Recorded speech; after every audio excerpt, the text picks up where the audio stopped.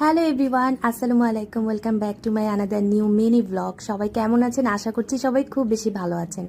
সকালবেলা ঘুম থেকে উঠেই দেখি আম্মু গরম গরম পরাটা, নেহারি আর গরম গরম দুধ চা বানিয়ে দিয়েছে আমাকে।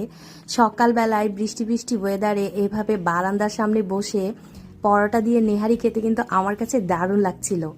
আর তাছাড়া বাবার বাড়ি বেড়াতে এসেছি, সব কিছু গরম গরম পাচ্ছি। ঘুম থেকে উঠেই নাস্তা রেডি, বাসায় তো সব কিছু নিজেই করে খেতে হয়, বাট এখানে সব কিছু আম্মু করে দিচ্ছে, ভালোই সময় কাটাচ্ছি।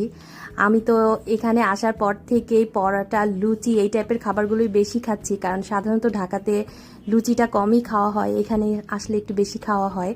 খুব মজা লাগছিল, আম্মু খুব মজা করে রান্না করেছে, নেহারি আর পরোটা বানিয়েছে। গরম গরম নেহারি খেতে আমার কাছে খুব ভাল লাগছিল, কারণ নেহারি আমার খুব পছন্দ। বেশি খেতে পারি না, তবে মাঝে মাঝে নেহারি খেতে খুব দারুণ লাগে।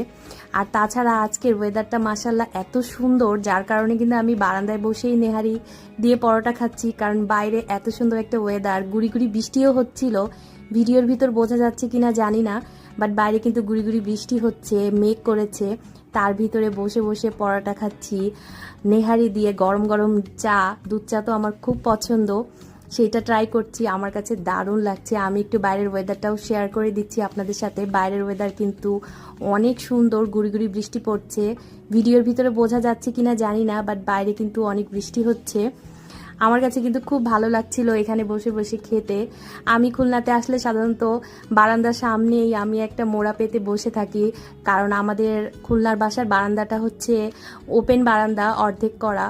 বাইরের ওয়েদারটা খুব সুন্দর দেখা যায়। ঢাকা শহরে তো আসলে বদ্ধ, গ্রিল আটকানো থাকে, যার কারণে ওইভাবে কিন্তু বাতাসটা আসে ঠিকই, বাট ওইরকম ভালো লাগে না, চারি সাইডে বিল্ডিং থাকে। আর খুলনাতে একটু খোলামেলা, খুব ভালো লাগছিল, ঠান্ডা ঠান্ডা বাতাসও আছে, আমার কাছে খুব ভালো লাগছিল। বাইরের ওয়েদারটা দেখলেই বুঝতে পারবেন কত সুন্দর একটা ওয়েদারে বাইরে বসে বসে সকালবেলা নাস্তা খাচ্ছি। আমার কাছে তো দারুণ লাগছে। আপনাদের কাছে কেমন লেগেছে কমেন্টে অবশ্যই জানাবেন। আল্লাহ হাফেজ।